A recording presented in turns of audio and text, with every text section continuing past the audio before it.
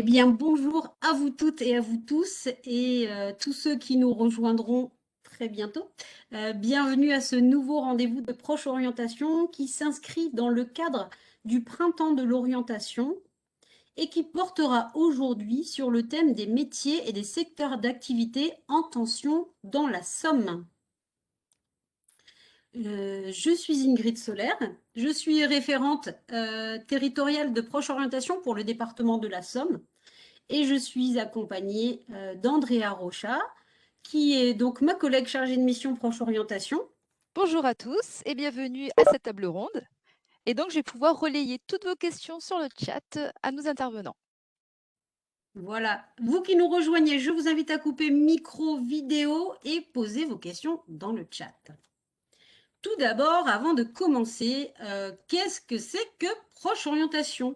Eh bien, Proche Orientation, c'est une mission de la région Hauts-de-France qui a pour objet de vous apporter des informations sur les métiers et les formations afin de faciliter votre orientation. Voilà.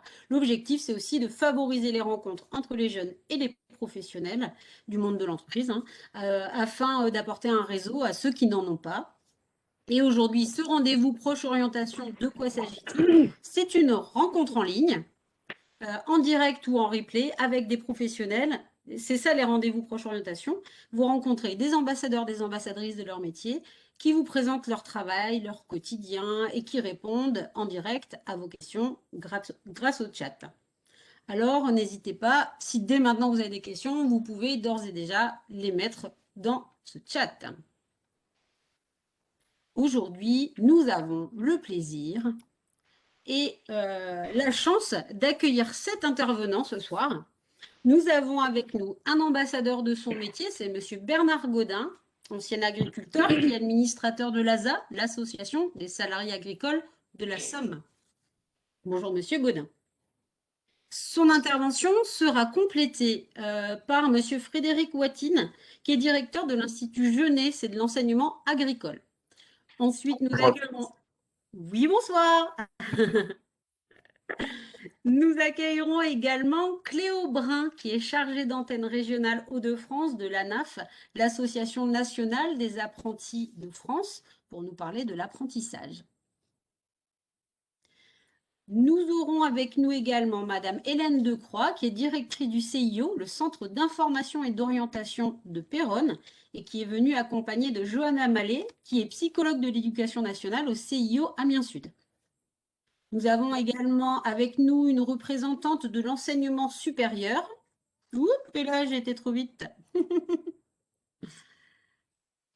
Nous avons également avec nous une représentante de l'enseignement supérieur.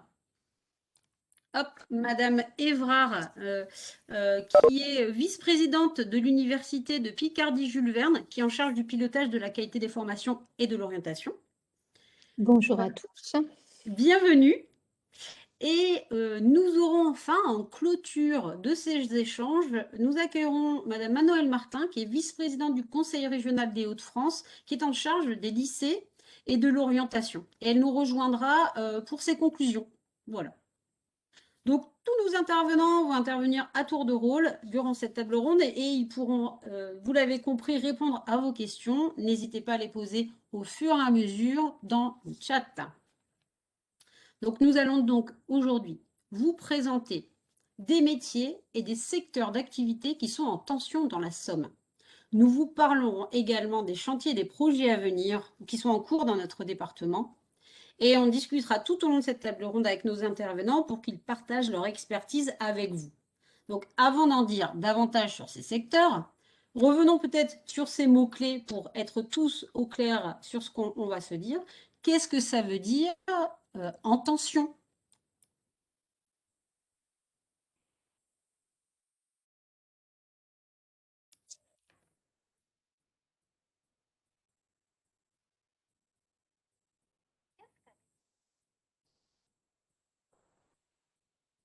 Il n'y a pas de son, Ingrid. Je ne sais pas si c'est la même pour tout le monde. Ah, moi je l'entends. Bon, Tu l'entends? je réessaye, je le remets à zéro.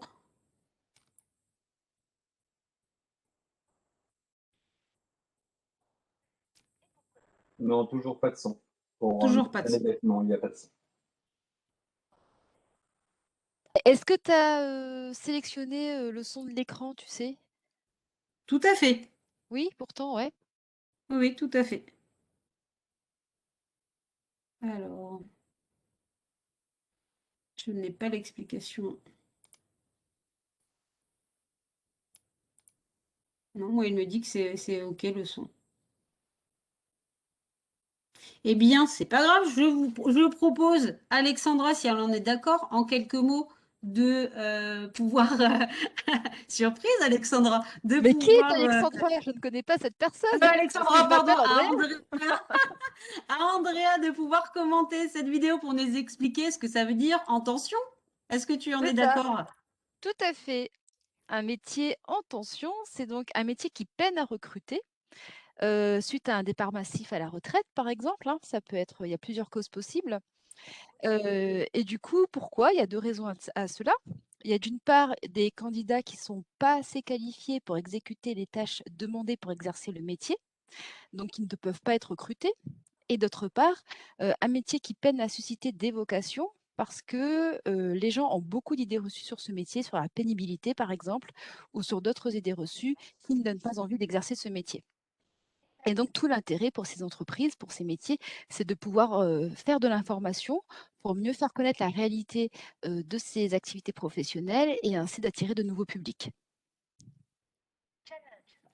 Ah, là, je commençais un petit peu à entendre la vidéo. Tu vois, j'ai un son. Eh ben, ça tombe bien, c'est la fin. Merci Voilà. beaucoup, en tout cas, Andrea, pour ces explications. Et euh, hop, voilà, très bien. Donc, vous l'avez compris, les métiers en tension, ce sont des métiers qui recrutent. Et nous avons dans notre région et dans la Somme des secteurs d'activité qui sont particulièrement en tension. Il y a de l'emploi, il y a de nombreux postes à pourvoir, mais les entreprises ne trouvent pas toujours suffisamment de candidats. Alors, ce sont donc des secteurs où l'insertion sur le marché du travail, mais du coup, sera forcément plus rapide et plus facile si vous êtes qualifié pour ces secteurs. Donc, c'est un état des lieux régional que l'on va faire, mais il faut savoir que la tendance dans chaque département, donc dans la Somme, est sensiblement la même. Voilà. Donc, on va retrouver surtout 8 secteurs d'activité, alors que vous allez voir qui parfois vont un peu se croiser. L'agriculture pêche, l'artisanat d'art qui englobe l'industrie textile, la couture, le stylisme, la bijouterie, la ferronnerie d'art, etc. Banque assurance, comptabilité gestion, construction BTP, maintenance, donc maintenance des engins agricoles, maintenance industrielle, maintenance informatique, santé sociale, hein, on en a parlé beaucoup là, cette dernière année, donc on parle aussi dedans des services à la collectivité, à la personne, et enfin les métiers du transport logistique.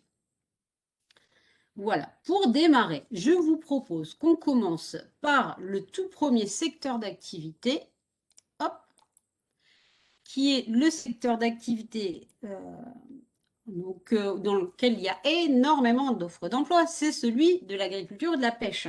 Donc, le secteur agricole, il n'englobe pas que l'élevage de bétail ou la culture de céréales et légumes, bien que ça soit extrêmement présent sur notre territoire, mais ça touche aussi aux aménagements paysagers, à l'horticulture, à l'aquaculture, à la gestion des forêts, à la pêche, à la viticulture, et puis j'insiste même sur la maintenance des machines agricoles.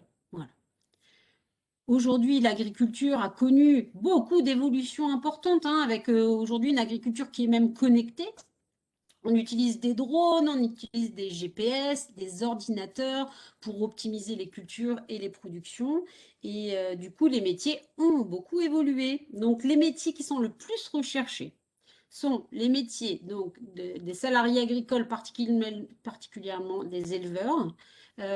C'est aussi les métiers de conducteurs d'engins agricoles ou forestiers, les viticulteurs, les arboriculteurs salariés et les cueilleurs. Ces informations-là, elles nous viennent de Pôle emploi, hein. Donc, de nombreux diplômes permettent de travailler dans ce secteur. On va le voir après, puisqu'on va parler de l'enseignement agricole. Mais là, je vais donner d'abord la parole à Monsieur Gaudin, qui est donc représentant de l'Association des salariés agricoles de la Somme. Monsieur Gaudin, bonsoir. pouvez-vous nous dire ce qu'est l'association des salariés agricoles? Et puis, est-ce que vous pouvez nous confirmer que dans le secteur agricole, on a un vrai besoin de main-d'œuvre dans la Somme? Et quels sont les emplois qui sont particulièrement demandés? Je vous laisse la parole. Bien, merci beaucoup. Bonjour à tous. On a un énorme écho, je ne sais pas pourquoi. Je confirme, il y a beaucoup d'écho, oui. Oh là là. Alors, c'est vrai que mon association, par rapport à ce que vous me posez la première question, l'association, c'est une association qui est loi 1901. Alors, notre but, c'est en fin de compte de faire la promotion, la vulgarisation, en fin de compte de faire connaître le métier de salarié agricole, d'accompagner les salariés dans des recherches et en même temps de témoigner au niveau des lycées, des collèges et auprès des demandeurs d'emploi dans les pôles emploi et autres organisations. Actuellement, je fais partie d'un parcours qui s'appelle Agri Innov Emploi, qui a été lancé par les employeurs de main-d'œuvre, le groupement d'employeurs de la Chambre d'agriculture de la Somme, et dans lequel on essaie de recruter des gens pour venir travailler en culture, parce qu'il y a une grosse pénurie, c'est vrai, comme vous disiez tout à l'heure, de salariés agricoles. En gros, j'ai préparé une présentation plus par rapport aux Hauts-de-France. Donc, en fin de compte, sur les Hauts-de-France, on a en gros 27 000 exploitations agricoles qui, en fin de compte, ça inclut de la petite exploitation familiale à la grosse structure. Hein. Donc, dans la Somme, il y a en gros 28 000 salariés en agriculture, toutes filières confondues.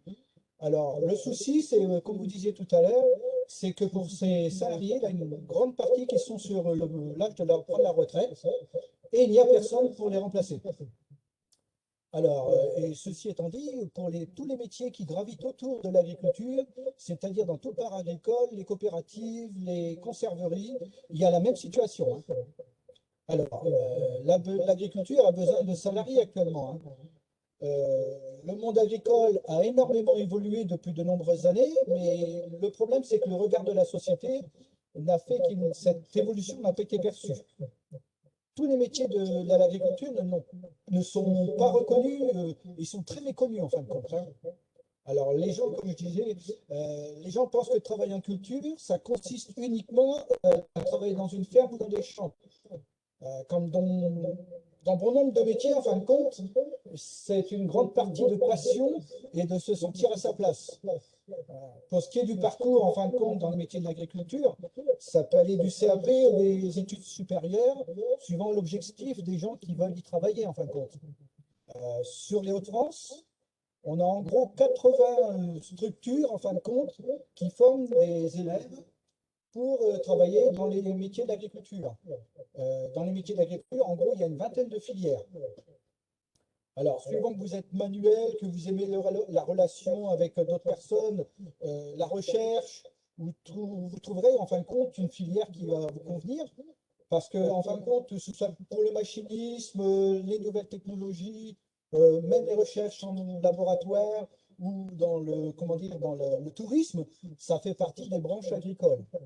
Alors, il y a possibilité d'une évolution et puis de s'épanouir dans ce métier.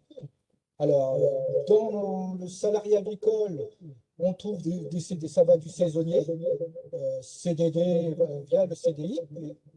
Hein. Alors, on peut très bien commencer tout en bas d'échelle. Alors, faire des formations et passer d'exécutant à un poste à responsabilité, voire devenir chef d'exploitation, ou créer sa propre entreprise. Alors, pour accéder à un travail en culture, il y a différents parcours. Il y a via le circuit dit normal, c'est-à-dire des études secondaires jusqu'aux études supérieures. Oui, d'ailleurs, je vous coupe, Monsieur Gaudin, parce que vraiment sur cette thématique, on va accueillir Monsieur Watine qui est de l'enseignement agricole, donc il va pouvoir nous détailler tout ça. Et du coup, est-ce que vous pouvez nous dire quels sont les types d'emplois salariés qui sont particulièrement demandés?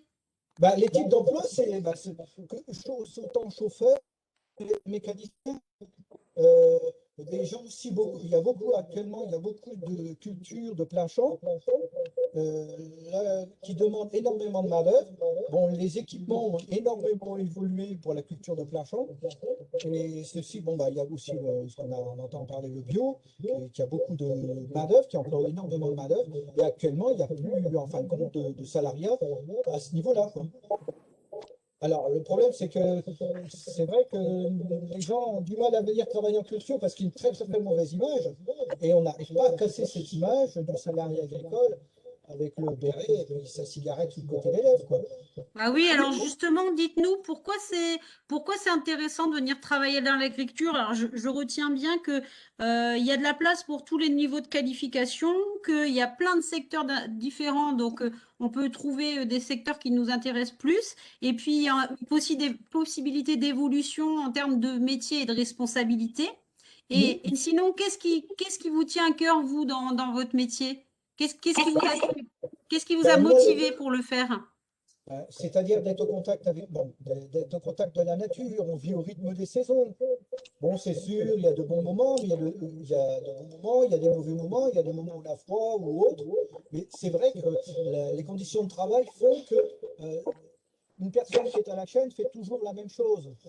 En culture, que ce soit en production végétale ou en aquaculture ou dans le milieu de l'épisme ou autre, en fin de compte, on se retrouve à avoir des activités au fur et à mesure de l'année qui sont différentes. Et c'est pas, on a, comment dire, on peut évoluer, il y a une question, c'est sûr, comme dans tous les métiers, c'est une question de passion aussi.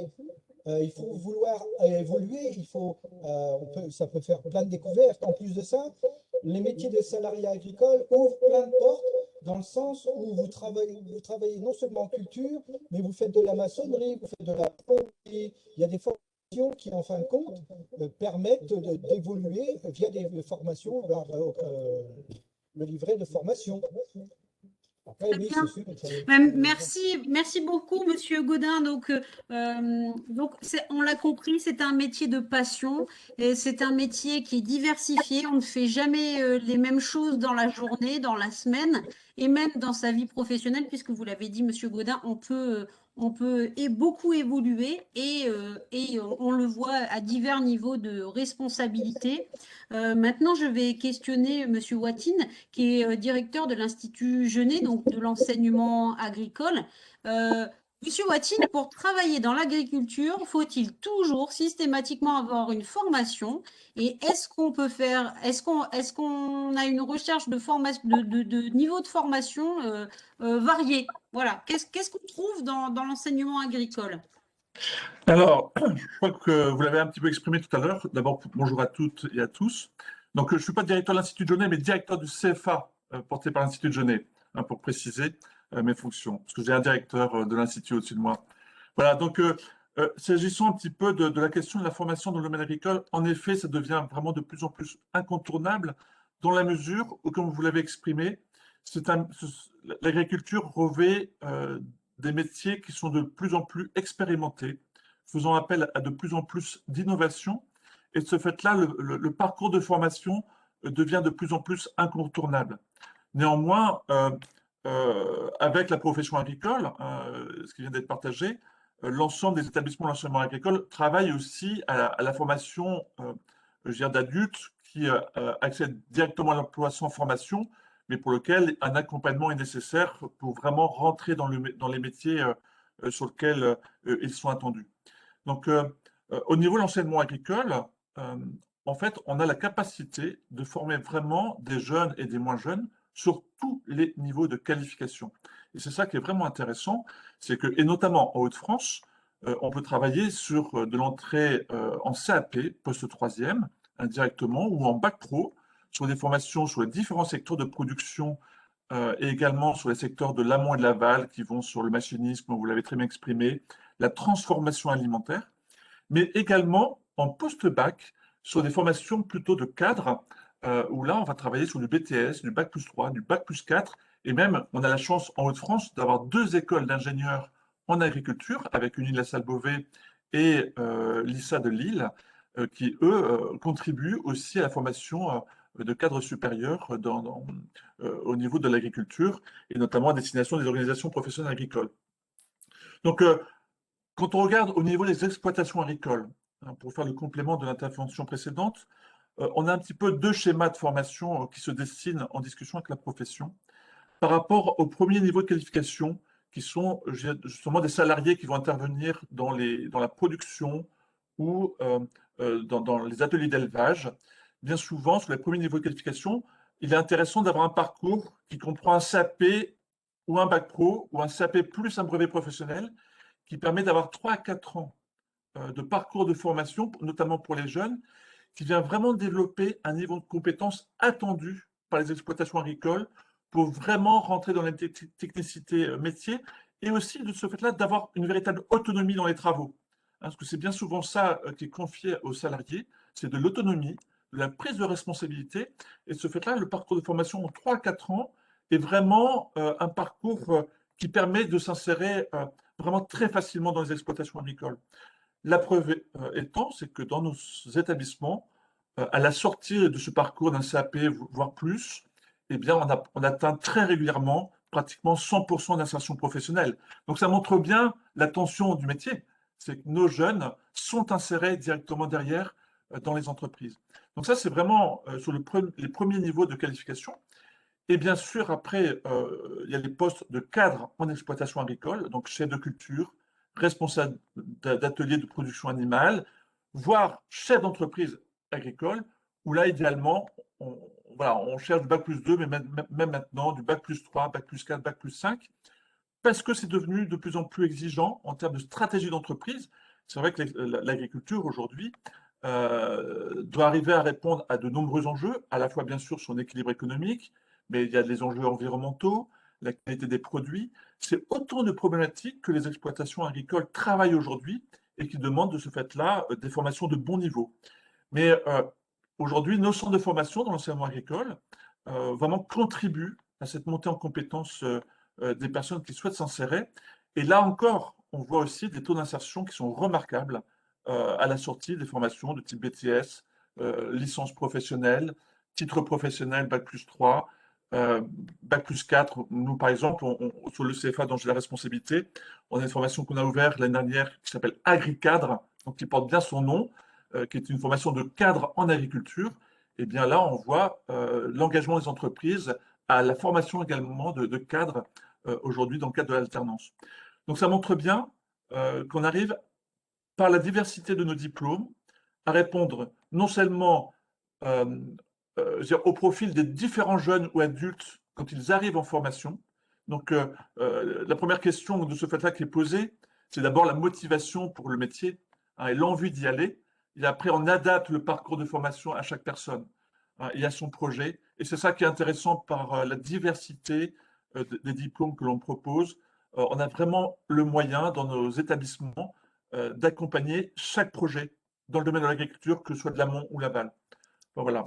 Merci, Monsieur Watine. En effet, alors on va retenir quelque chose d'essentiel, c'est que quel que soit finalement le secteur qu'on choisisse, se former, se qualifier est essentiel.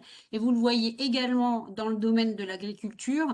En effet, il y a des besoins, il y a de la demande, mais ce qu'on recherche, ce sont des gens qui ont de la technicité, des compétences, et ça s'apprend. Et vous l'avez dit, et Monsieur Gaudin me l'avait dit également, on peut aller travailler dans l'agriculture, qu'on soit jeune ou qu'on soit en cours de parcours de vie professionnelle. On peut changer de voie, on peut se former. Et à vraiment beaucoup de métiers, beaucoup de niveaux différents, c'est intéressant. Et quand vous nous dites qu'à la clé, on a la quasi-garantie de trouver du travail, je trouve que c'est très, très motivant d'entendre ça. Bah, pour ce qui est Vraiment. de l'apprentissage, en tout cas, hein, que l'activité d'enseignement que je gère, imaginez-vous, à la rentrée dernière, on a augmenté de 25% le nombre de contrats d'apprentissage dans le domaine de l'agriculture et du para-agricole. Donc ça montre le besoin du secteur d'activité et en même temps le choix aussi de plus en plus de jeunes et de moins jeunes vers ces métiers, parce que c'est un métier qui a du sens aujourd'hui. Hein, c'est vrai que la crise sanitaire questionne beaucoup de monde aujourd'hui sur le retour à la nature, sur le lien à la nature. Et on est vraiment dans ce registre-là au niveau des métiers de l'agriculture. On est vraiment au contact du vivant au quotidien. Et ce fait-là, il y a beaucoup de sens aussi à travailler dans ce domaine. Tout à fait. Puis on voit aussi l'ouverture du monde agricole à d'autres filières professionnelles qui sont très très en lien. Je vais penser par exemple à l'industrie agroalimentaire. Aujourd'hui, travaille main dans la main avec le monde agricole, mais aussi on va l'environnement, la maintenance, etc. Enfin voilà, on a vraiment beaucoup de ponts. Merci beaucoup pour toutes ces Alors, précisions. peut-être une dernière précision, parce que Oui. tout le temps, on a l'impression que l'agriculture est réservée à ceux qui sont originaires du milieu agricole. Et l'évolution de ces dernières années montre tout le contraire. Donc, ce n'est pas parce qu'on n'est pas du milieu agricole qu'on ne peut pas s'insérer en agriculture, bien au contraire. Et on est vraiment là pour accompagner tous les projets. Alors, je vais même compléter ça en vous disant que si vous êtes intéressé, mais vous dites c'est peut-être pas pour moi, etc., moi, ce que j'ai envie de vous conseiller, c'est aller voir. Personne ne pourra mieux vous expliquer que lorsque vous serez sur le terrain, en train de le faire, en train d'expérimenter, vous pouvez tout à fait aller faire des stages de découverte, vous pouvez vous renseigner auprès de vos établissements scolaires et la région de France met aussi à votre disposition des conventions de stage. Si vous souhaitez en faire pendant les vacances, pendant que l'établissement scolaire est fermé, mais vous allez faire des stages, allez découvrir, il faut aller voir sur le terrain. Merci beaucoup. On Et va nous avons également parler. une question sur le chat de Yanis qui demande si les contrats de professionnalisation sont possibles dans ce milieu. Alors, le contrat de professionnalisation comme le contrat d'apprentissage sont en effet complètement possibles. Alors, on constate que les contrats d'apprentissage sont plutôt privilégiés en exploitation agricole, hein, c'est le constat que l'on fait, parce que voilà, l'enjeu c'est le contrat d'alternance, hein, donc quel que soit le format, contrat pro, contrat d'apprentissage. Aujourd'hui, c'est deux contrats qui sont très très proches. Donc aujourd'hui, le constat c'est plutôt le contrat d'apprentissage, mais l'objectif est le même. Mais on a aussi les contrats pro, il n'y a pas de souci. Parce que là, il y a une question d'âge peut-être. Merci Yanis pour votre question. On va reparler de l'alternance pendant ce temps ensemble, hein, très bientôt d'ailleurs.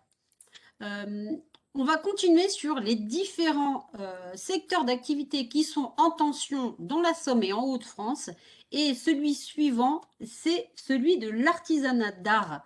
Alors, dans artisanat d'art, on entend aussi l'industrie textile, la couture, le stylisme, la bijouterie, la ferronnerie d'art, etc., etc.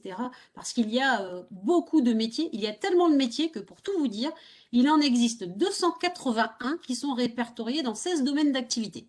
Donc c'est énorme, l'ameublement, la décoration, la bijouterie, joaillerie, la fabrication de bijoux, la mode et les accessoires, on a même de l'industrie de luxe, nous, dans la Somme, le travail du cuir, je viens d'en parler, je ne vais pas citer de nom, le travail du métal, du verre, du cristal, etc. Voilà, on a un savoir-faire incroyable et très très riche dans la Somme et en Hauts-de-France, et des tas de professionnels des métiers d'art qui travaillent dans la décoration, l'architecture, la mode, les arts du spectacle aussi, ou encore le patrimoine culturel qui est très très riche, nous dans la Somme, beaucoup de métiers autour du patrimoine culturel. La plupart des diplômes qu'on va retrouver dans ce domaine-là sont des CAP, des brevets des métiers d'art, des bacs professionnels, et voilà, principalement, on va être sur ces types de diplômes. On ne va pas aller plus en détail, nous avons déjà détaillé l'agriculture. Je vais vous présenter les autres secteurs qui recrutent. Celui suivant, c'est banque et assurance.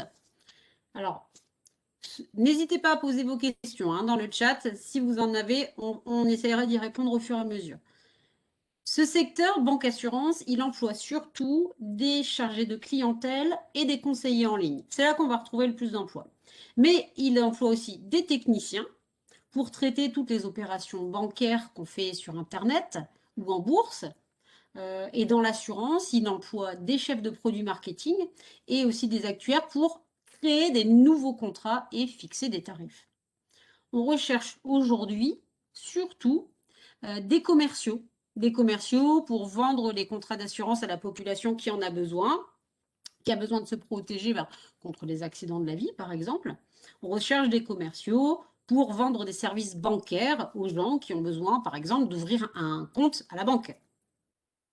Le niveau du diplôme qui est attendu pour travailler dans le secteur banque-assurance, c'est un minimum de bac plus 2. Voilà. Et ça va jusqu'au bac plus 5. Domaine, secteur d'activité qui est également en tension, c'est la comptabilité, la gestion. Donc là, on est sur un secteur indispensable. Indispensable au bon fonctionnement de toute entreprise ou de toute administration publique. Donc, les recrutements, j'allais dire, il y en a toujours besoin et il y en aura toujours besoin. Voilà. Ces personnes qui travaillent dans la gestion et la compta, eh bien, sont des personnes qui permettent à une entreprise de rester rentable, de vérifier qu'elle ne perd pas d'argent, peut-être même qu'elle en gagne. Mais en fait, ce sont eux qui analysent tout ça. Et ils sont souvent amenés aussi à gérer le personnel, hein. Vous avez déjà peut-être entendu le terme de ressources humaines. Donc, ils gèrent aussi une partie des ressources humaines, c'est-à-dire les payes, les fiches de paye, les arrêts maladie, les évolutions de carrière, les formations parfois, etc. Pour travailler dans la comptabilité de la gestion, là, le niveau de diplôme qui est attendu, c'est plutôt un minimum de bac plus 2 et pareil jusqu'au bac plus 5. On change de nouveau de secteur professionnel pour un autre qui est en tension. Et là, ce sont les métiers de la construction, du bâtiment et des travaux publics. Alors, clairement vous dire que dans ce secteur, on ne parle pas que des ouvriers qui travaillent sur les chantiers. Voilà. Alors, ces ouvriers qui peuvent travailler d'ailleurs sur différents chantiers et différents domaines, on va avoir des ouvriers et autres, d'autres métiers. On va retrouver dans ce secteur le gros œuvre. Je vais juste couper un micro qui résonne. Voilà, parfait. On retrouve le gros œuvre avec la maçonnerie, le coffrage, la charpente. D'ailleurs, vous voyez, dans les 5 métiers qui recrutent le plus, on retrouve le maçon. Mais dans la construction bâtiment, travaux publics, on va retrouver aussi le second œuvre. Le second œuvre, c'est les chauffagistes, les électriciens, électriciennes, les plombiers et plombières, etc. Vous avez vu dans cette liste, on en recrute énormément.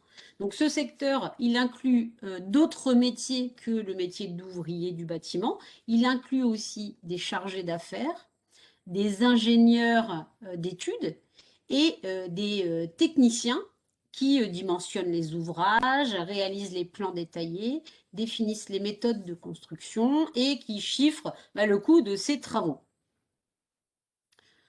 Je vois une question très pertinente dans le chat. En effet, on peut y inclure des métiers de l'immobilier, mais l'immobilier, on le retrouve dans différents secteurs, puisque par exemple, comptabilité gestion, on retrouve aussi un certain nombre de métiers de l'immobilier. Donc là également, dans la construction, on va retrouver aussi les métiers de l'immobilier, puisqu'il y a aussi des constructeurs dans l'immobilier qui participent à ces étapes de construction. Voilà. On retrouve les travaux publics, là qui s'appuient également sur des équipes ouvrières pour cette fois-ci la construction et l'entretien des routes et des autoroutes, l'installation par exemple des éclairages publics, la construction des ponts, par exemple à Amiens aujourd'hui on a la construction d'un pont au-dessus de la Somme pour relier la ville aux ortillonnages par exemple. Donc voilà, ce top 5 des métiers qui recrutent, vous les avez devant vous. Il faut savoir que les métiers du bâtiment, des travaux publics, de la construction sont ouverts à tous les profils. Donc, pour exercer dans ce domaine, dans ce large domaine, eh bien, il y a tous les niveaux de qualification. On peut travailler avec un CAP quand on est sur un métier de terrain, de construction, d'ouvrage, hein, voilà. Mais on peut aussi travailler avec un bac pro. On grandit son niveau de compétence.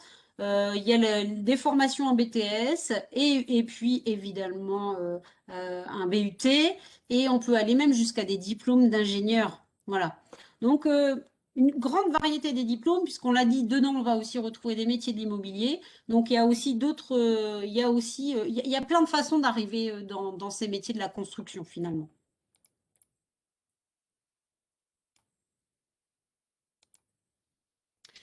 Passons au domaine suivant. C'est le domaine de la maintenance. Et alors, avant de parler de la maintenance pure et dure, je vais quand même vous parler du monde de l'industrie, puisque comme déjà cette question qui me parlait de l'immobilier, en effet, on l'a inclus, c'est un peu inclus dans différents secteurs. Et bien l'industrie, c'est pareil. L'industrie, on va la retrouver dans différents secteurs puisqu'elle est en lien avec l'agriculture, on l'a dit, l'agroalimentaire. Dans la gestion, elle est présente aussi. Elle est présente dans la maintenance, etc., etc. Je vais vous en parler un petit peu plus précisément. C'est que l'industrie, c'est un secteur qui recrute énormément dans notre département. Il n'y a pas une seule industrie, il y a plusieurs industries. Il y a notamment, je vous en parlais tout à l'heure, l'industrie agroalimentaire, c'est-à-dire la production de produits alimentaires sur notre territoire. Par exemple, on a l'entreprise Bonduelle qui est localisée à Estrémont. Voilà. On a d'autres secteurs de l'industrie aéronautique représentée sur notre territoire avec, par exemple, l'entreprise Stelia Aerospace qui est basée à Méholt. Mais nous avons aussi l'industrie ferroviaire qui fabrique notamment des rames de TGV, qui fabrique des systèmes de freinage dans l'entreprise, par exemple Fevlet Transport qui est à Amiens. Donc voilà, vous avez vu, l'industrie c'est large. Pour travailler dans l'industrie, on va du CAP au bac+5, il y a tous les niveaux de qualification. Et si j'ai arrivé en détail sur l'industrie, c'est pour vous dire qu'aussi les besoins en maintenance dans l'industrie sont très très présents. Donc qu'est-ce que ça veut dire faire de la maintenance? C'est aussi vrai dans l'industrie qu'on va le retrouver dans les équipements de l'agriculture, mais on va le retrouver aussi dans le monde du numérique. La maintenance, c'est détecter des pannes. Qu'est-ce qui cloche, qu'est-ce qui ne marche pas? C'est les réparer, ces objets. Et puis aussi faire de la prévention pour éviter qu'il y ait des pannes. Justement, entretenir au quotidien les machines pour éviter qu'elles ne s'arrêtent. Parce que, imaginez, une usine, quand une machine s'arrête, ça veut dire que la production s'arrête et c'est une perte d'argent colossale. D'où l'importance de cette maintenance. Et ce sont vraiment des métiers qui recrutent beaucoup, beaucoup. On a tout le temps des demandes et beaucoup de difficultés à trouver des personnels qualifiés. Donc, on va retrouver la maintenance dans l'automobile aussi, dans le transport, je vous l'ai dit, dans l'informatique, le numérique, dans l'agroalimentaire, l'agriculture, l'agroéquipement, etc. On peut réparer des machines agricoles, des engins de manutention, des engins de travaux publics, des matériels de parquet jardin, des machines de production, etc., etc. C'est ouvert à tous les profils. Encore une fois, comme on l'a dit pour d'autres secteurs, l'important c'est de se qualifier, de développer ses compétences d'un niveau CAP à bac pro et jusqu'au niveau d'ingénieur. Voilà.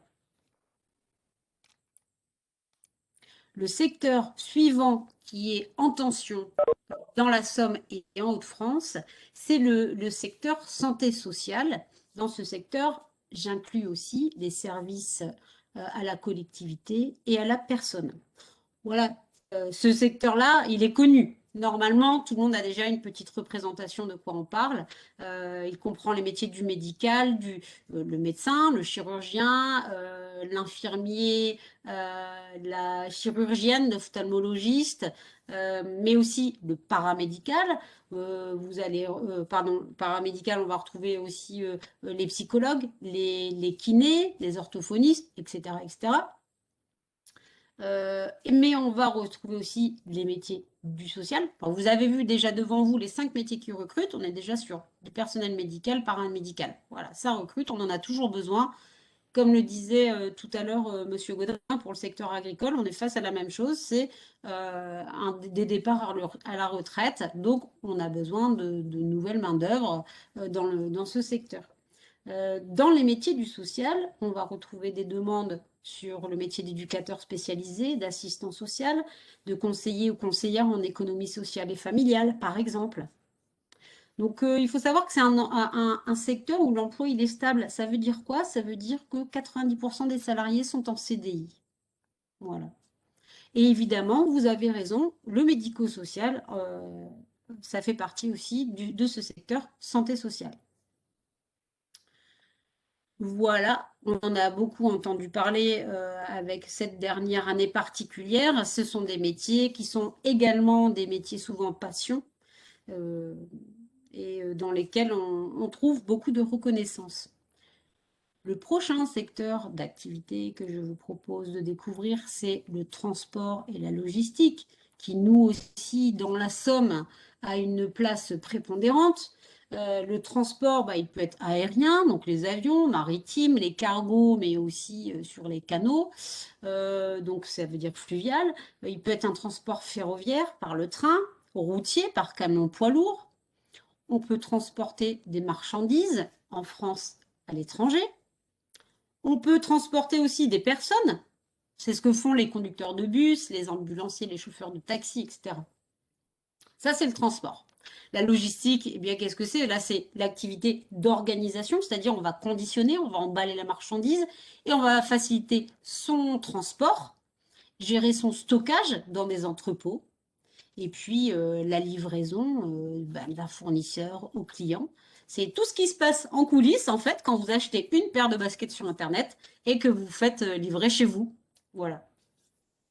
Alors, il existe une cinquantaine de métiers dans le secteur transport logistique. Le métier de conducteur routier est très demandé, ou conductrice routière, très demandé. Les métiers de la logistique, ça se numérise beaucoup, donc ils recrutent de plus en plus, avec donc une diversité des compétences. Les niveaux de diplôme qui sont attendus vont autant du bac pro jusqu'au BUT, en passant par un BTS et une licence professionnelle. Voilà, vous avez les liens dans le chat pour la liste des formations. Voici les 8 secteurs d'activité qui recrutent le plus dans la Somme et dans les Hauts-de-France. Et rapidement, vous dire que c'est un coup de projecteur aujourd'hui, avec les données qui sont fournies par Pôle emploi. Mais ce qu'il faut savoir, c'est qu'il y a aussi ce qu'on appelle des secteurs, des métiers d'avenir, c'est-à-dire des projets qui vont se réaliser dans les Hauts-de-France et dans la Somme. Et on a par exemple le projet AgriVinov Emploi. Donc, c'est la mise en place sur le secteur Haute-Somme d'un dispositif qui favorise les rencontres avec les futurs salariés, donc faire connaître le secteur agricole. Donc voilà, on a un développement du secteur agricole avec des nouvelles entreprises innovantes. Donc l'idée, c'est de le faire découvrir. En termes d'innovation, vous dire par exemple que sur notre territoire, dans la Somme, on a l'entreprise qui s'appelle Insect, qui est une entreprise spécialisée dans l'élevage et la transformation d'insectes, qui est, voilà, on est dans de l'innovation pour l'alimentation animale particulièrement. Ensuite, on a aussi le très haut débit qui est devenu essentiel, évidemment, à tous les acteurs économiques et aux habitants. Donc, on a un projet ambitieux qui est le déploiement du très haut débit dans tout le département. Donc, ça, c'est pareil, c'est porteur d'emploi. Et puis, on a la vallée de la Somme. Là, on est plus sur un projet de destination touristique. Donc, tous les métiers qui vont autour, et puis le circuit du souvenir, et puis Amiens et ses sites culturels, la baie de Somme, etc. Voilà, on est sur un projet plutôt touristique. Et enfin, on a le canal Nord-Seine-Europe, qui là est une opportunité d'emploi et de développement économique pour même toute la région. Donc, on va avoir une région qui va avoir le premier réseau fluvial européen grand gabarit, ce qui veut dire qu'il va y avoir énormément d'effets économiques à court, moyen et long terme. Ce sera facteur de création de nombreux emplois et ça va permettre vraiment le renforcement et l'émergence de filières économiques qui existent ou qui vont être nouvelles. On estime quand même entre 3 et 6 000 emplois directs avec ce chantier Canal Seine-Nord. Voilà, Nous avons une petite question sur le chat. Donc de Yanis, plutôt à destination des psychologues de l'éducation nationale qui sont présentes ce soir. Donc cette question, son fils souhaite s'orienter vers le métier d'ingénieur logistique. Il est actuellement en première et il demande vers quelle école son fils doit s'inscrire pour effectuer ce métier plus tard. Donc le métier d'ingénieur logistique. Et j'ai vu que Johanna Mallet, vous venez de répondre également avec le site onicep.fr. Donc, vous avez toutes les informations dessus.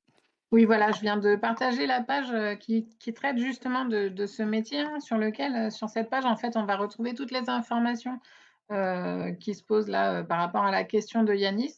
Et donc, en fait, la formation, ça va vraiment être 5 ans après le bac, hein, pour obtenir un diplôme d'ingénieur, un diplôme d'école de commerce, un master professionnel, avec du coup une spécialisation en logistique. Et du coup, vous trouverez toutes les écoles et les diplômes qui sont concernés pour atteindre ce projet. Merci beaucoup. Alors, on a vu que, je vais bientôt arrêter de parler, on a vu tous les secteurs d'activité qui recrutent, on a vu les projets qui vont se développer dans la Somme et dans les Hauts-de-France. On a parlé particulièrement de l'agriculture. Alors, pour se diriger vers tous ces secteurs qui sont en tension, eh bien, il s'agit de se former, évidemment.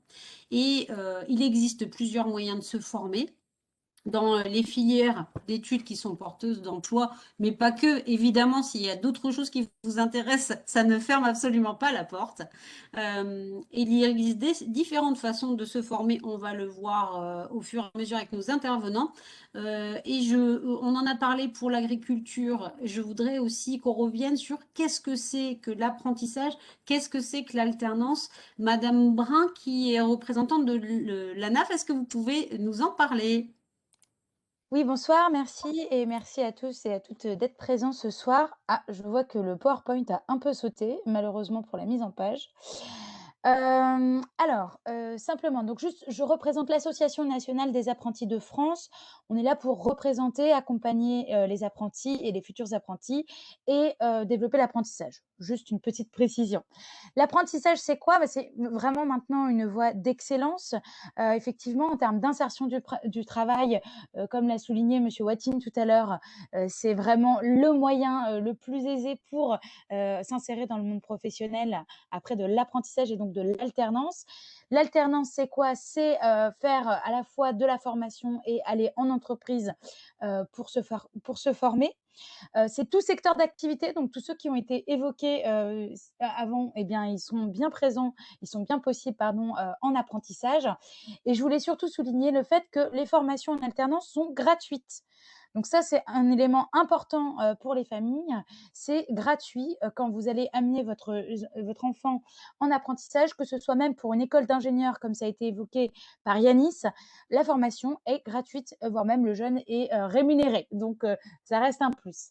Donc, c'est vrai pour l'enseignement privé. C'est valable pour l'enseignement privé, tout à fait. Tout enseignement, tout le monde. C'est vraiment gratuit. Donc, CFA de Genève et bien d'autres, c'est gratuit. Voilà. Je vous ai fait ici un petit tableau qui présente un peu les différentes formes d'alternance. Pour vous dire qu'il n'y a aucune limite, hein, comme on l'a dit tout à l'heure, et même justement vers le diplôme d'ingénieur, on peut commencer en bac pro et ensuite terminer ingénieur avec un bac plus 5. On peut aussi faire un bac général, se rediriger vers un CAP ou poursuivre en BTS, en alternance, en licence pro, en master, etc., etc. Bref, quoi qu'il arrive, on peut faire de l'alternance à tout niveau. Il y a une slide qui est passée, mais tant pis. Je voulais juste préciser que l'apprentissage, c'était évidemment disponible accessible pour les personnes en situation de handicap, y compris au CFA de Genève. Il y a un référent handicap dans chaque établissement de formation qui est là pour accompagner les apprentis et adapter son intégration tant au centre de formation d'apprentis que en entreprise. Voilà, on peut passer cette slide-là. Les plus pour l'apprentissage. Alors, l'apprenti devient salarié de l'entreprise. Donc, il a vraiment un statut d'apprenti, mais il devient salarié et donc il va bénéficier à ce titre des mêmes avantages que les autres salariés. J'ai mis ici quelques exemples. Donc, par exemple, les tickets restaurants. Et je pense aussi quelque chose qui est évidemment important en termes de mobilité, c'est la prise en charge des transports en commun à 50%. Comme il est salarié, il bénéficie de fait de 5 semaines de congés payés par an, en sachant du coup qu'il n'y a plus de vacances scolaires, ça n'existe plus, et 5 jours de plus pour la préparation du diplôme. Il y a de nombreuses aides à bien identifier quand on est apprenti, notamment des aides à la mobilité. Et là, j'ai fait un petit focus sur l'aide au permis qui est de 500 €. Il suffit simplement de se renseigner auprès de son centre de formation pour bénéficier de cette aide de 500 €. Des aides au logement, et là, je vous invite à vous renseigner auprès d'Action Logement, qui a un simulateur dédié et qui permet d'avoir connaissance de l'ensemble des aides au logement. Des aides au premier équipement, à la fois par l'opérateur de compétences, mais je ne vais pas aller trop loin, mais il y a une aide au premier équipement qui est pris en charge et une aide au premier équipement qui est pris en charge par la région de l'ordre de 200 €. Donc l'aide au premier équipement, ça peut être, je ne sais pas moi, une mallette de couteau pour un futur cuisinier.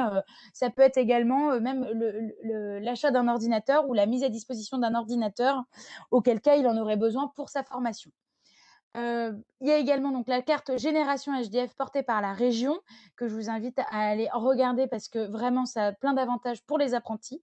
Elle est gratuite, hein. Elle permet d'avoir une aide tant aussi au logement, enfin, à l'hébergement, à la restauration et à la mobilité, mais aussi donc la fameuse aide au premier équipement. Et enfin, quelque chose à bien retenir aujourd'hui, c'est qu'il y a un engagement très fort de l'État. Je pense qu'on en a tous à peu près entendu parler. Il y a les aides exceptionnelles à l'embauche d'apprentis qui sont à destination des employeurs lorsqu'ils vont recruter un apprenti, qui normalement sont prolongées, si tout se passe bien, jusqu'à la fin de l'année. Un décret va bientôt sortir et ces aides exceptionnelles sont de 5 000 € pour les apprentis mineurs et de 8 000 € pour les apprentis majeurs. Alors, on n'a pas encore toutes les précisions, mais normalement, ce sera aussi disponible pour les contrats de professionnalisation jusqu'à 30 ans. Frédéric, vous souhaitez rajouter quelque chose? Oui, alors c'est également vrai, on a l'information comme quoi ça sera également le cas pour l'aide de 3 000 € en secteur public. Oui, pardon, exactement. En sachant que pour le secteur public, c'est assez particulier, mais il y a bien une prise en charge pour tout ce qui est infra-bac et niveau bac à 50% par le CNFPT. Les autres 50% peuvent être pris en charge par la région Hauts-de-France, toujours pour de l'infra-bac et niveau bac. Et sinon, oui, effectivement, une aide de 3 000 € dédiée au service public. J'ai voulu faire rapide parce que je vois que le temps passe. Je vous simplement vous renseigner ce site internet qui s'appelle sosapprenti.fr. On est là pour vous répondre à toutes vos questions sur ce site internet. Vous avez à la fois une foire aux questions où on va vous répondre à plein de questions thématiques, la recherche d'entreprise, la rupture de contrat, même si je ne l'espère pas, les aides, etc., etc.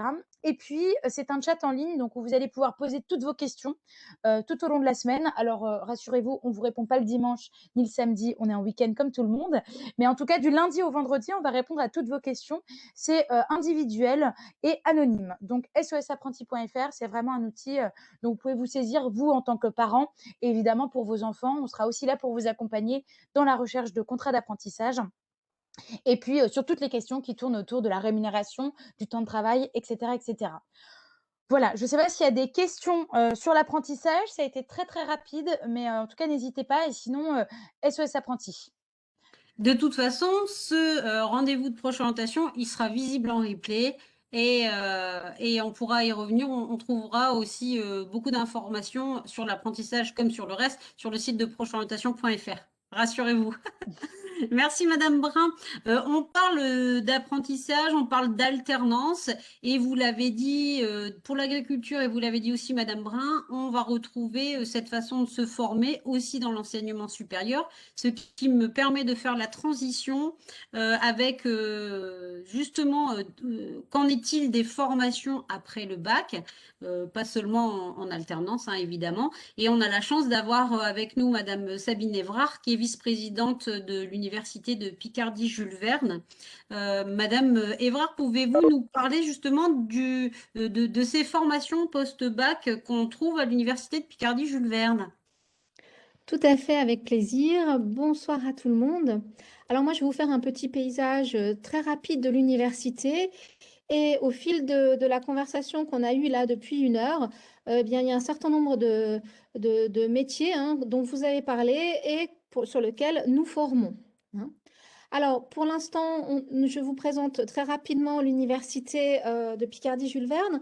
Nous disposons de 6 sites de formation. Alors ici, nous sommes dans la Somme. Je suppose que vous avez plutôt envie de rester dans la Somme. Donc, l'université est à Amiens. Mais sinon, nous avons aussi un campus à Saint-Quentin, à Laon, à Soissons, à Creil, à Beauvais. Hein. Alors, sur chacun des sites, un métier différent est proposé. Alors, l'UPJ va en quelques chiffres. Alors voilà, moi aussi, les diapos ont un peu bougé, mais de toute façon, l'important est de savoir que l'université accueille 32 000 étudiants. Hein. Il y a une nette augmentation tous les ans. Nous sommes 1200 environ enseignants et enseignants-chercheurs pour vous accueillir. Nous préparons à 128 diplômes dans 4 domaines de formation.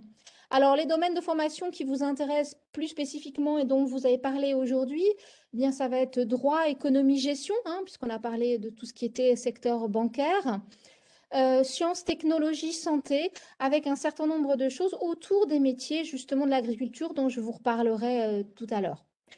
Nous avons donc 128 diplômes, 12 DUT. Alors, je suis désolée, mon PowerPoint n'est pas à jour. Alors oui, c'est encore un DUT, mais d'ici 2 ans, ça sera un BUT. Pour l'instant, on délivre encore un DUT. Des licences générales, 26, des licences professionnelles. Et les licences professionnelles, d'ailleurs, comme les DUT, sont tout à fait concernées par l'alternance. 53 masters et un master Erasmus Mundus. Donc, nous avons aussi des formations à l'international. Si on veut aller plus loin, donc là nous sommes donc sur des niveaux de formation qui vont donc du bac plus 3 hein, avec la licence, le but 3, la licence professionnelle, mais aussi donc le master bac plus 5. Et si on me met la diapo suivante, nous sommes normalement sur tout ce qui va être... Il n'y a pas de diapo suivante. Ah, bah, vous m'avez pas mis les autres diapos, d'accord. Donc, la diapo suivante présentait la recherche à l'université avec des domaines d'excellence. Donc, la recherche, pourquoi? Bah, parce que aussi dans les domaines dont on parle, nous avons des formations à bac plus 8 autour des agro-ressources, de l'environnement, de l'autonomie énergétique, de la santé hein, et du numérique. Mais bon, là, on n'en a pas trop parlé aujourd'hui. Et donc, nous avons des grands axes de recherche autour, je vous l'ai dit, hein, de l'agro-ressources notamment. Alors, pour conclure peut-être, eh bien, vous avez parlé de banque assurance, eh bien, nous avons au sein de l'UFRD Cogestion ou bien dans l'IAE des licences professionnelles autour des banques et de l'assurance. En éco-gestion, nous avons effectivement des licences et des masters. Et puis, tout ce qui concerne le bâtiment, les travaux publics, nous avons les buts génie civil. Nous avons aussi des BUT autour de l'industrie. Évidemment, le secteur santé sociale, nous avons aussi, évidemment, c'est l'université qui forme les médecins. Hein, donc, nous avons les concours PASS, enfin, les années PASS et les LAS.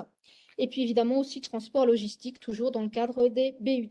Voilà, je reste à votre écoute si vous avez des questions spécifiques. Merci, Madame Évrard. Alors, vous le voyez, on peut se former dans la Somme, on peut se former dans les Hauts-de-France. On a des formations qui sont tout à fait en lien avec cette réalité économique. Et on a aussi des formations qui existent dans tous les domaines d'activité. Merci beaucoup, Madame Évrard. Et alors, excusez-moi pour les petits soucis techniques, ça marchait très très bien tout à l'heure. Voilà, ce sont les aléas du direct. Donc, vous l'avez vu, on peut se former dans la Somme, dans les Hauts-de-France, du niveau CAP au niveau Bac plus 5, ingénieur, etc. et grandir ses compétences tout au long de sa vie. Maintenant, si vous êtes, vous posez encore des questions et que vous aimeriez en savoir plus, et là, je pense particulièrement à vos projets qui vous sont personnels, hein, construire votre projet d'orientation, eh bien, comment allez-vous faire maintenant? Eh bien, vous pouvez vous rendre dans un CIO et pour nous dire quel conseil vous allez recevoir au CIO, eh bien, nous accueillons Madame Hélène Decroix, qui est directrice du CIO, c'est-à-dire le Centre d'information et d'orientation de Péronne. Bonsoir Madame Decroix. Quels conseils donneriez-vous aux parents qui nous regardent ce soir pour bien accompagner leurs enfants dans leur démarche d'orientation? Bonsoir à tous. Alors effectivement, directrice du CIO de Péronne, alors Péronne située dans le Santerre qui, je l'ai vu tout au long de la présentation que vous avez fait, particulièrement concerné par les métiers en tension, mais aussi par des belles perspectives d'emploi pour nos jeunes. C'est une belle nouvelle. Alors, je vais rebondir également sur le chat où ma collègue Johanna Mallet invite bien sûr tous les jeunes à se rapprocher de leur établissement pour rencontrer le psychologue de l'éducation nationale ou dans les murs du CIO le plus proche. Alors, les CIO, Centre d'information d'orientation, donc est un service public et gratuit de l'éducation nationale dédié à l'orientation.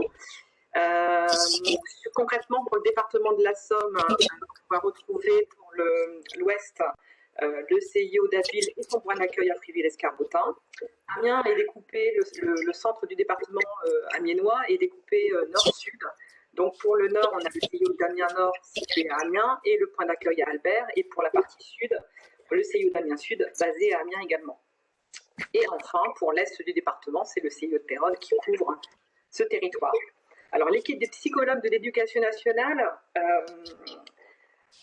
spécialité éducation, développement et conseil en orientation scolaire et professionnelle, ça c'est le titre complet, qui travaillent au sein de ces services, sont déployés dans les collèges, lycées et lycées professionnels de ces territoires. Leur mission de psychologue recouvre l'ensemble du champ de l'orientation scolaire et professionnelle, c'est-à-dire plus concrètement l'accompagnement du projet de l'élève, l'accompagnement des publics à besoins spécifiques, l'information sur les métiers et les diplômes. Également, il a un rôle de conseil et de soutien aux grandes étapes de l'orientation que constituent l'affectation troisième et en seconde. Également un accompagnement sur le grand volet Parcoursup avec la plateforme d'inscription en ligne dans l'enseignement supérieur. Et enfin, donc, dans les établissements, les psychologues assurent des permanences et y accueillent en entretien les collégiens, les lycéens et même les étudiants, les parents qui les sollicitent et au besoin réalisent des bilans. Donc ces mêmes missions de psychologues sont assurées dans les CIO. En effet, les CIO sont des espaces ouverts à tous les publics. Donc les élèves de l'enseignement public et privé, les apprentis, les jeunes en rupture scolaire, mais aussi les adultes qui seraient en recherche d'une VAE ou d'engager une VAE ou de reconversion professionnelle. Donc voilà, cette première approche, ce premier entretien réalisé avec le psychologue de l'éducation nationale est bien sûr ensuite consolidé et enrichi par la rencontre avec les professionnels, ce que vous proposez, et aussi les stages en milieu professionnel, les stages d'immersion. Bien sûr, tout ça, ça vient consolider cette première approche que va avoir le psychologue de l'éducation nationale au sein des établissements, mais aussi en CIO. Voilà pour ce que je souhaitais dire sur l'activité des CIO en direction des publics. Voilà. Merci Madame Decroix. Donc vous l'avez compris, si vous êtes parent et vous voulez accompagner votre enfant, vous pouvez vous rendre dans un CIO. Mais votre enfant, votre jeune, si vous êtes jeune aussi, comment ça se passe? Eh bien, dans votre établissement, vous l'avez compris, Madame Decroix nous l'a dit, vous avez des personnes qui sont référentes et qui peuvent vous accompagner. Alors justement, on a aujourd'hui aussi avec nous Johanna Mallet, qui est psychologue de l'éducation nationale, qui est au CIO d'Amiens Sud. Alors, moi j'ai une question que j'ai envie de vous poser, Madame Mallet.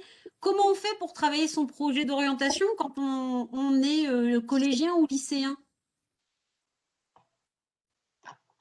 Alors, enchantée, du coup, effectivement, Johanna Mallet, psychologue de l'éducation nationale. Donc, lorsque l'on souhaite travailler la question de l'orientation en établissement, du coup, les principaux acteurs d'accompagnement en matière d'orientation qu'on va rencontrer au sein de l'établissement, ça va être les professeurs principaux, les professeurs documentalistes, avec toutes les ressources qu'on peut retrouver au niveau du kiosque, de l'ONICEP, du CDI, et puis les psychologues de l'éducation nationale qui exercent, eux, au sein des établissements publics. Donc attention, c'est vrai que pour l'enseignement privé, effectivement, les élèves n'ont pas de psychologues de l'éducation nationale en interne. Et donc, eux doivent obligatoirement se tourner vers les CIO. Donc, on peut aussi citer les professeurs des disciplines qui seraient visées par les élèves. Je pense aux élèves qui visent la voie générale, par exemple. Donc, les professeurs de ces disciplines sont vraiment des personnels importants pour échanger sur le potentiel dans la spécialité qui sera envisagée, mieux s'informer sur les attendus, le niveau exigé, la méthodologie à acquérir. Donc, on voit que c'est un petit peu tous les professionnels du lycée, finalement, ou du collège qui peuvent être sollicités. Après, évidemment, on travaille avec des partenaires extérieurs sur l'information et notamment, comme aujourd'hui, proche orientation. Donc, à travers la sollicitation d'ambassadeurs métiers. Sinon, au niveau des missions, j'ai envie de dire des principaux acteurs dans les établissements. Donc, c'est vrai qu'on a les professeurs principaux qui vont accompagner les élèves dans leur choix de filière, de spécialité, recueillir un petit peu leurs souhaits d'orientation, échanger avec les familles, notamment au travers des entretiens d'orientation, animer également des séances sur la découverte des sites d'information en lien avec les professeurs documentalistes. Ils sont un petit peu quelque part en première ligne sur le recueil de ces choix. Et puis ensuite, effectivement, viennent aussi les psychologues de l'éducation nationale. Et donc là, nous allons davantage nous occuper des élèves qui exprimeraient des questionnements sur leur choix d'orientation. Donc, on entend par questionnement des problématiques, toutes problématiques d'orientation. Donc, que cela concerne les compétences scolaires ou les filières visées, le projet désiré. On peut penser notamment à certaines filières sélectives pour lesquelles les élèves ont parfois besoin d'accompagnement pour faire les meilleurs choix possibles.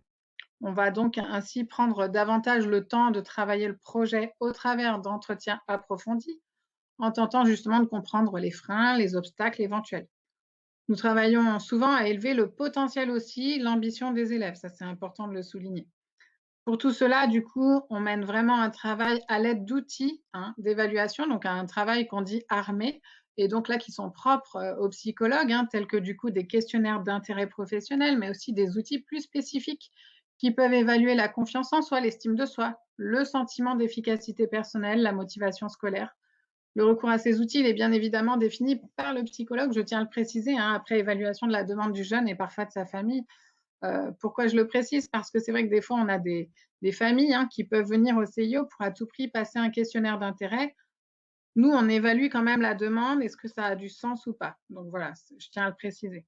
Et donc, c'est en ça où je voulais informer qu'il nous appartient vraiment aux psychologues de définir l'outil le plus adapté au questionnement qui serait soulevé. En dehors de ces outils, évidemment, en tant que psychologue de l'éducation nationale, c'est aussi notre connaissance des formations qui nous permet également d'être une force de proposition dans le conseil aux élèves. Parce que souvent, quand même, nous rencontrons des jeunes qui envisagent une formation et une seule. Nous sommes là, du coup, en soutien pour ouvrir les possibles, élargir les projets sur d'autres formations qui n'auraient pas été envisagées par méconnaissance. L'objectif étant, du coup, de permettre aux jeunes et à sa famille d'élargir leur vision, à savoir notamment que plusieurs formations peuvent mener à un même métier et inversement, une même formation peut mener à différents métiers. Donc là, on tient à rappeler, encore une fois, que nous sommes là, psychologues de l'éducation nationale, pour conseiller les élèves et les familles et non pour orienter comme parfois on peut l'entendre malheureusement. Donc le choix appartient réellement à l'élève et à ses représentants légaux. Nous sommes aussi là parfois du coup pour dédramatiser l'orientation, en rappelant, comme vous l'aviez dit tout à l'heure, que l'orientation, c'est un processus qui se construit tout au long de la vie. Je pense notamment au retour en formation, aux formations pour adultes, à la validation des acquis de l'expérience, à l'apprentissage, comme cela a été présenté, qui est possible jusque 30 ans dans les Hauts-de-France. Au-delà de cet accompagnement en interne à l'établissement, on a aussi la possibilité, et nous invitons les élèves à aller dans ce sens, à effectuer du coup des stages d'observation en milieu professionnel, comme c'est le cas notamment en classe de 3e, à effectuer des stages passerelles et ou des bancs d'essai. Donc ça, c'est des choses qui se font entre établissements, c'est-à-dire se rendre dans une formation, l'expérimenter sur quelques jours, dans l'objectif de l'intégrer par la suite. Nous orientons aussi parfois les jeunes vers la CCI, donc Chambre de commerce et d'industrie, avec laquelle ils peuvent effectuer des mini-stages, comme vous aviez, ce dont vous aviez évoqué tout à l'heure, Madame Solaire. Du coup, les mini-stages de la CCI, par exemple, c'est observer en entreprise, en association, sur des durées variables de 1 à 5 jours, en vue d'observer un métier ou un secteur professionnel, toujours dans l'objectif d'éclairer le choix d'orientation. Et l'idée, effectivement, ce qui est intéressant, c'est que ces stages peuvent s'effectuer sur les temps de vacances scolaires, ce qui permet d'éviter effectivement des absences en cours, et notamment en ce moment, on sait que déjà, c'est compliqué. L'objectif, toujours le même, les accompagner vers une maturité vocationnelle de plus en plus fine. Du coup, suite à tout ce travail-là déjà qui peut se faire en interne de l'établissement, avec des partenariats, on conseille aussi aux élèves évidemment de poursuivre leur réflexion sur leurs projets au travers des sites spécifiques qui sont créés spécialement pour eux, à savoir du coup, pour n'en citer que quelques-uns que je vais partager par la suite sur le chat. Donc on a le site Horizon 21 pour les élèves de seconde et de première sur les choix de spécialités à prendre. On a le site seconde première 2020-2021, donc là, en 5 étapes pour construire son projet d'orientation dans la voie générale technologique. Le site ONICEP, qui est une mine d'informations sur les métiers et les formations, comme le lien partagé tout à l'heure. Le site Parcoursup pour les élèves de terminale, mais pas que, parce qu'en fait, avec cette année, la nouveauté dans Parcoursup d'un encadré Bac 2021 qui indique aux élèves les choix de spécialités à prendre pour viser la formation désirée. Donc voilà, ils ont des vrais conseils à y trouver dans Parcoursup. Et puis, des taux d'accès, la sélectivité des filières, les attendus de ces filières. On va aussi retrouver le site Terminal 2020-2021, donc là pour les élèves de terminale, avec toujours en 5 étapes comment construire au mieux son projet d'orientation. Le site Nouvelle Voie Pro, donc là, pour les élèves qui seraient intéressés par la voie professionnelle. Et puis, évidemment, on peut citer aussi les sites internet des établissements de formation visés par les élèves pour aller y rechercher des informations telles que les programmes d'enseignement, les modalités d'admission et tout un tas d'autres informations importantes. Du coup, pour résumer rapidement, 5 petits conseils à retenir pour réussir ce projet d'orientation, ce serait faire le point sur soi, du coup, avec une connaissance de soi, de ses centres d'intérêt, son projet, donc études courtes, études longues, les compétences, se renseigner sur les formations et leur contenu, les enseignements, le 2, voilà. En discuter autour de soi pour le point 3, effectivement, avec son prof principal, un psychologue de l'éducation nationale ou bien ses proches aussi. Et puis le 4, diversifier ses choix, élargir le champ des possibles. Et en 5, surveiller et se tenir informé des procédures d'orientation, être au clair sur les grandes étapes, le calendrier et les démarches à effectuer. Voilà. Super, merci beaucoup, Madame Mallet, c'est très très complet et vous avez entendu ces conseils astucieux et vous l'avez compris aussi, si vous vous posez des questions, vous n'êtes pas seul. Vous êtes entouré des équipes éducatives, des psychologues de l'éducation nationale et des CIO pour vous guider justement si vous ne savez pas par quel bout prendre les choses. Vous avez un certain nombre de conseils et vous avez des personnes qui sont qualifiées pour vous accompagner. Et ça, c'est important. Et en effet, pour ne plus être seul, eh bien, il faut en parler. La première étape, c'est en parler et être curieux. Et donc, Madame Mallet vous met dans le chat tous les sites dont elle vous a parlé. À ceci, j'ajouterai le site de Proche Orientation, notamment pour les conventions de stage pendant les vacances. Vous retrouverez ce replay, mais aussi tous les autres replays de tous les rendez-vous Proche Orientation que nous faisons avec des ambassadeurs métiers, des professionnels. Voilà, on parlait de curiosité, s'informer. Donc, soyez curieux, allez voir les replays et allez expérimenter sur le terrain. On a parlé de stages, d'aller voir de stages aussi dans la formation.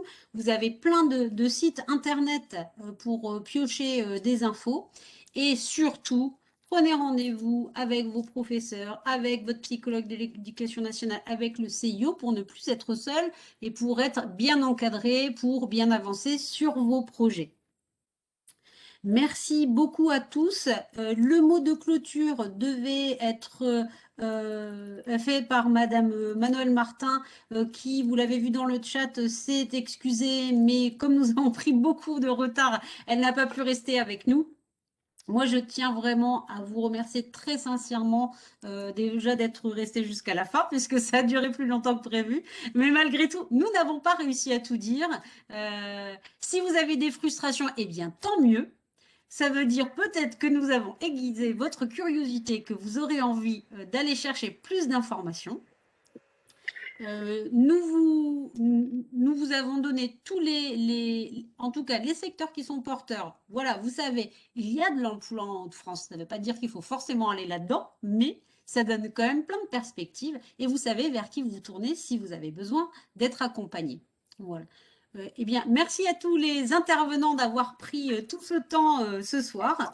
Et puis, nous restons tous à votre disposition pour vous aider à construire vos projets, à vous informer les métiers, les formations. Si vous avez des questions, vous pouvez les envoyer sur le mail de procheorientation@hautefrance.fr et nous nous ferons un plaisir de relayer aux intervenants qui sont présents. Merci à tous pour la qualité de vos interventions. Je vous souhaite une excellente soirée. Merci à tous. Merci beaucoup. Au revoir. Au revoir. Au revoir tout le monde, au plaisir, au revoir. Au revoir. Au revoir. Au revoir, bonne soirée tout le monde.